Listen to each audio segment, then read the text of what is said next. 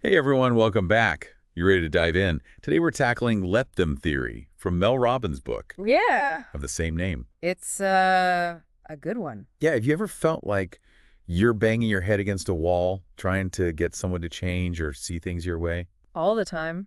I think we all have. Yeah. This book really explores that very struggle. It's about Uh-huh. understanding the power we unknowingly give to others, Yeah, and then learning to reclaim that power right. by focusing on what we can What control. we can control. And buckle up because Robbins finds inspiration in some pretty unexpected places, Yeah. like high school prom drama Oh, yeah. and a particularly stressful plane ride. Like, who knew? I love how she uses those everyday experiences Right. to spark these like profound insights. And And right. and her personal journey is a big part of this too. Yeah. She was facing financial struggles, feeling lost and overwhelmed, and that's when she kind of stumbled upon the 5-second rule. Oh, yeah. I've heard of that. You know that countdown technique to Yeah. break out of negative thinking? Yeah, it's 5, 4, 3, 2, 1. Right. Yeah. Like, it's like a mental trick to jumpstart action. Exactly. Oh. And it's more than a trick. Right. It's backed by neuroscience. Oh, wow.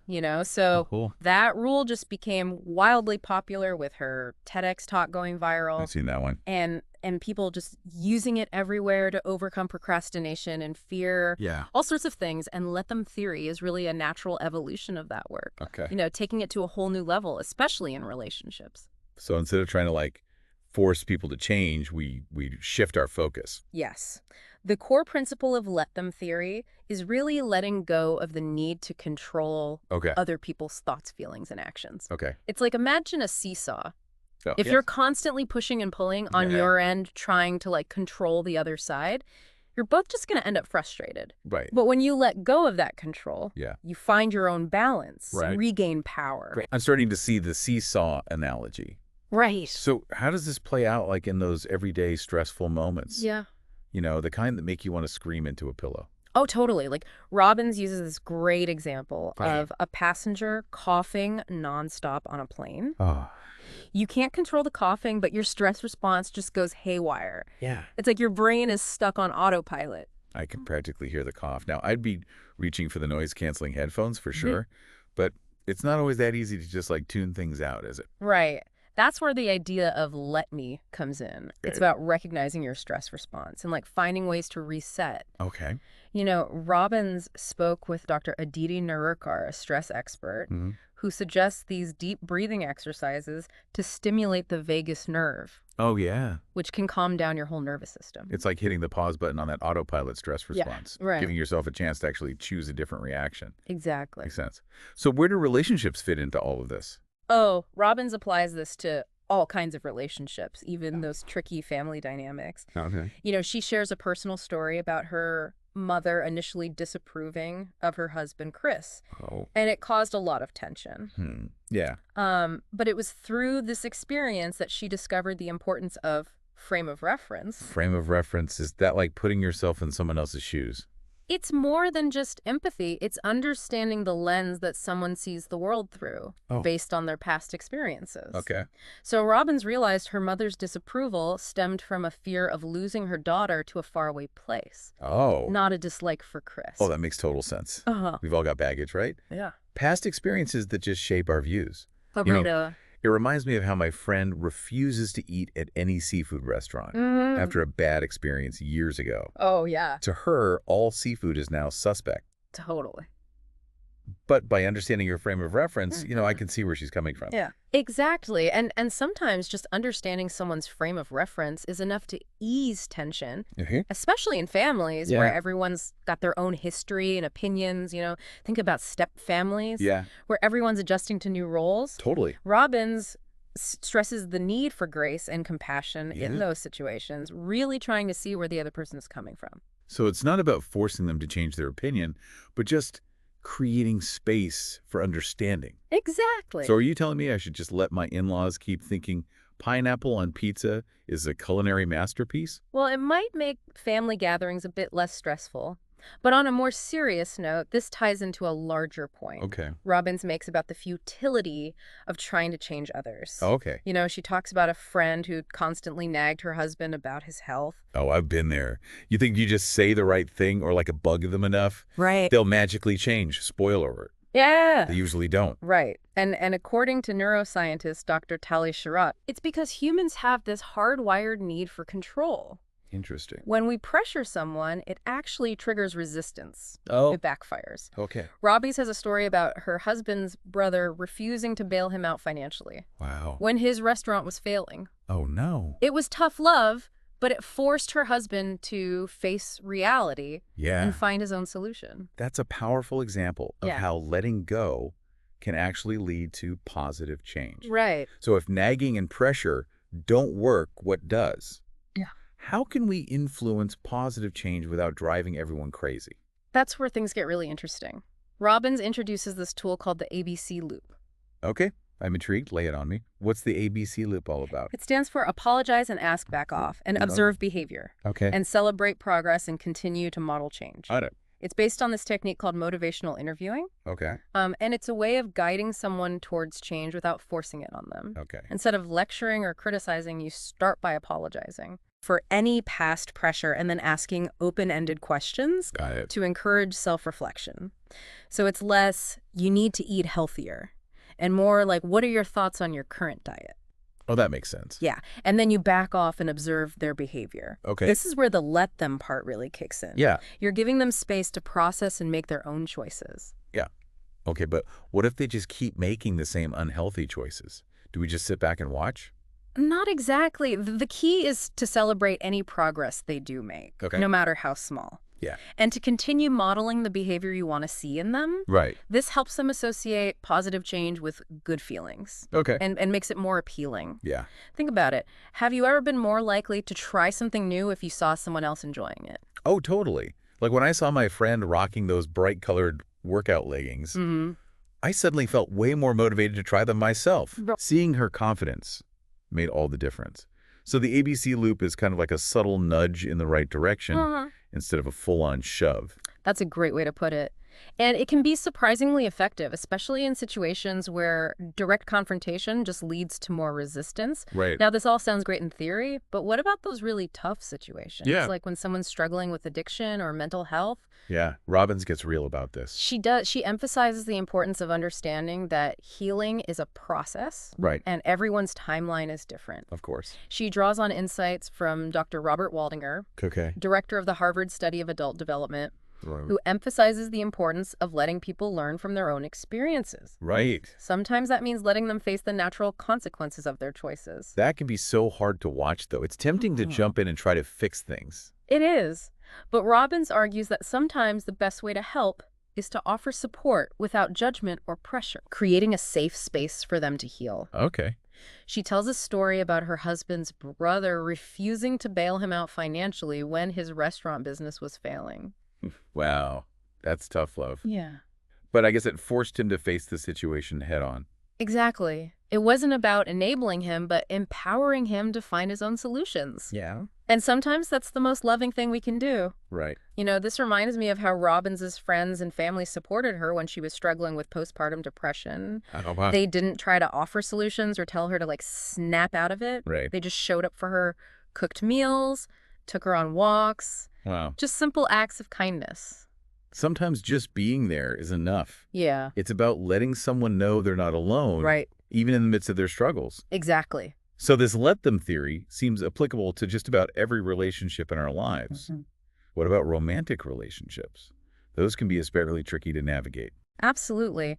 Robbins has a lot to say about applying this to dating, especially in today's world with dating apps and social media. Okay. She emphasizes the importance of self-respect Yeah. and boundaries. I think that's so crucial. It's easy to get caught up in trying to please everyone or chase after validation. Right. Let them theory encourages us to shift from chasing love to choosing it.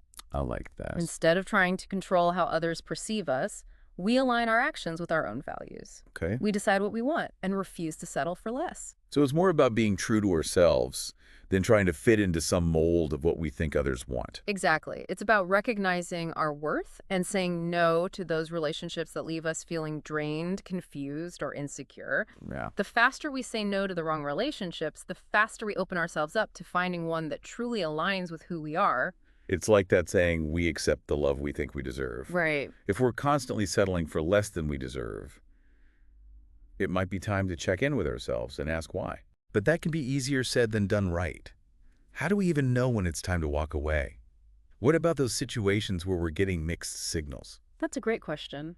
Robbins offers some really practical advice for deciphering those mixed signals. Okay. If someone's actions consistently don't match their words, that's a big red flag. Uh-huh. And it takes courage to be honest with ourselves about their behavior, even if it hurts. I think sometimes we can get so caught up in the potential of a relationship that we ignore those red flags. Right. It's like we're so focused on what we want it to be that we miss what it actually is. It's so easy to fall into that trap. Robbins says if someone truly likes you, you'll know. Okay.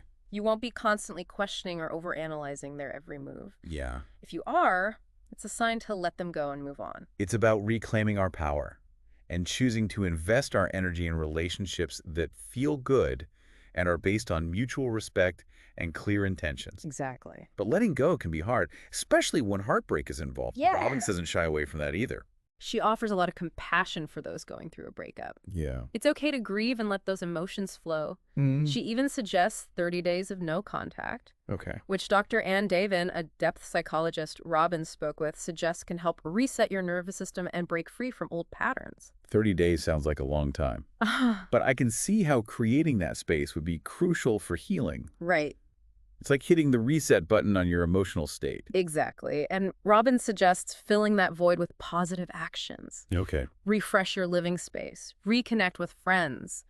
Fill your calendar with things you enjoy. Set some personal challenges. Yeah. It's about taking positive steps to reclaim your life and rediscover your own joy. It's like turning that heartbreak into a catalyst for personal growth. Uh-huh. Speaking of growth, Robbins also tackles the common struggle of comparison, which I think a lot of us can relate to, especially in the age of social media. Oh, absolutely. The constant stream of curated perfection can be so damaging. Yeah. Robbins distinguishes between torturous comparison, where we focus on things we can't change and end up feeling inadequate, Right. and comparison as a teacher, Okay. where we can glean inspiration and motivation from others' successes. So it's about shifting our perspective from envy to empowerment. Exactly. It reminds me of how I felt when a friend of mine renovated her kitchen. Uh-huh. I was initially jealous, but then I realized that her success could actually fuel my own goals. Right. I ended up redecorating my own kitchen, and I love it. That's a great example of turning comparison into positive action. Yeah. It's about recognizing that other people's achievements don't diminish our own potential. Right. They can actually expand it by showing us what's possible. It's like they're holding up a mirror, reflecting back our own potential waiting to be unlocked. I love that. Now, on a slightly different note, Robbins also talks about the challenges of making and maintaining friendships as adults, especially after what she calls the great scattering, when life paths diverge and our social circles change. Yeah, it's definitely harder to find those deep connections when you're no longer surrounded by people in the same stage of life. Right. You know, Robbins breaks down friendship into 3 key pillars: Okay. proximity, timing, and energy. Okay. And when any of those are out of sync, it can strain even the strongest bonds. Yeah. But even with these challenges, she offers some really practical advice for building a network of warm connections. I'm all ears. Making new friends as an adult can feel so daunting. Robbins emphasizes the importance of going first Okay. and engaging in small interactions that create a sense of community. Mm. You don't have to wait for others to reach out. You can take the initiative to create the kind of social life you crave. So it's about being proactive. Exactly. It could be as simple as striking up a conversation in a coffee shop, complimenting someone's outfit, or inviting a neighbor for a walk. Those small gestures can make a big difference. I know I always appreciate it when someone takes the time to chat with me, even if it's just for a few minutes. Yeah. It can brighten my whole day. Right. And those small interactions can sometimes blossom into something more meaningful. Yeah. It's about being open to connection and recognizing the power of human interaction, even in its simplest forms. Absolutely.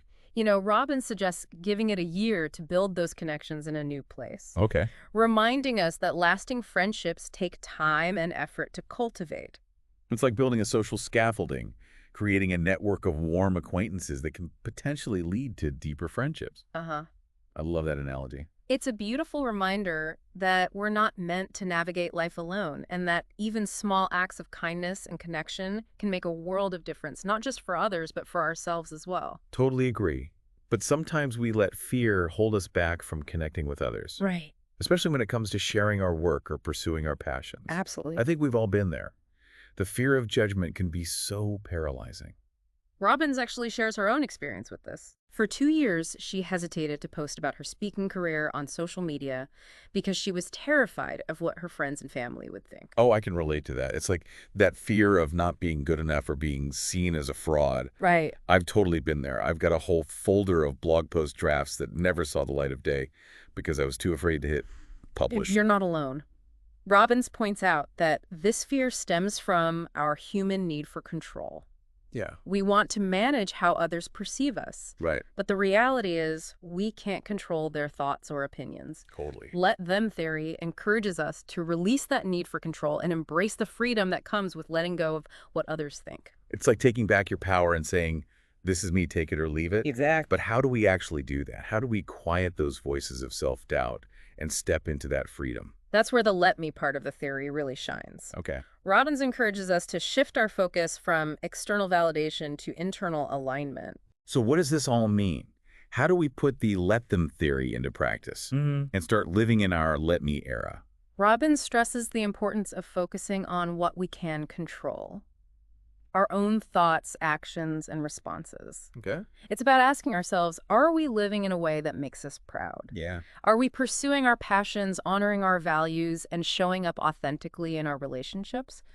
When our actions are aligned with our own internal compass, it becomes less important what others think. It's like their opinions no longer have the power to define our worth or dictate our choices. Right. It's liberating. It is. So by embracing the let them theory, Yeah. we're basically reclaiming our power and giving ourselves permission to be our most authentic selves, regardless of outside noise. Exactly. It's about stepping into our let me era. Yeah. It's a time to prioritize our own well-being, Yeah. pursue our dreams with courage, and create a life that reflects our truest selves.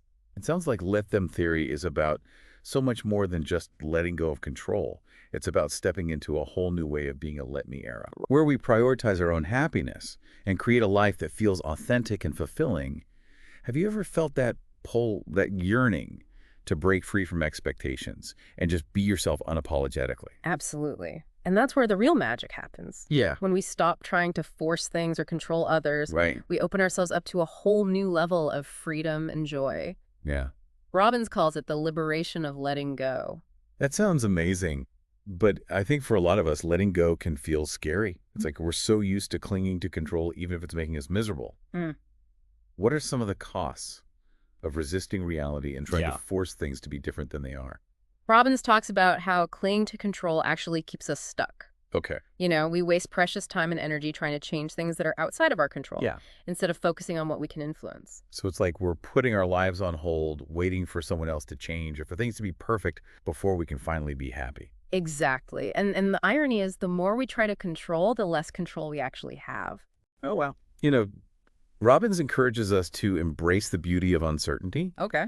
and to trust that things will unfold as they're meant to, even if it's not according to our plan. It's about surrendering to the flow of life. Right. Right. But that doesn't mean we just become passive bystanders. Right. It's more about choosing our battles wisely and focusing our energy where it truly matters. You've got it. It's about recognizing that we're not responsible for other people's happiness choices or outcomes. Right. We can offer support, guidance, and love, but ultimately their journey is their own. So let them theory is ultimately a call to action, a reminder that we have the power to create the life we want, even if it means letting go of some things we thought we couldn't live without. It's about choosing ourselves, embracing our let me era, and stepping into a life of greater freedom, authenticity, and joy. Beautifully said. And the most beautiful part is when we do this work for ourselves, Yeah. we inspire others to do the same. Yeah. We become beacons of hope, showing others what's possible when they choose to let go and embrace their own let me journeys.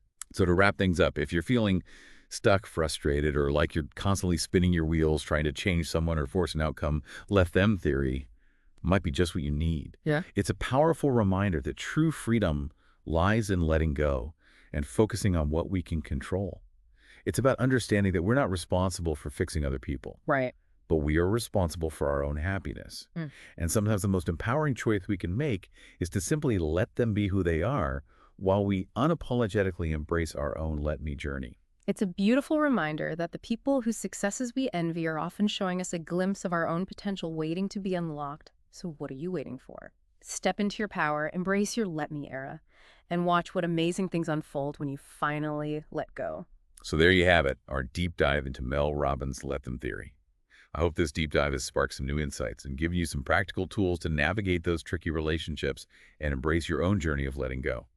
Until next time, keep diving deep and keep letting go.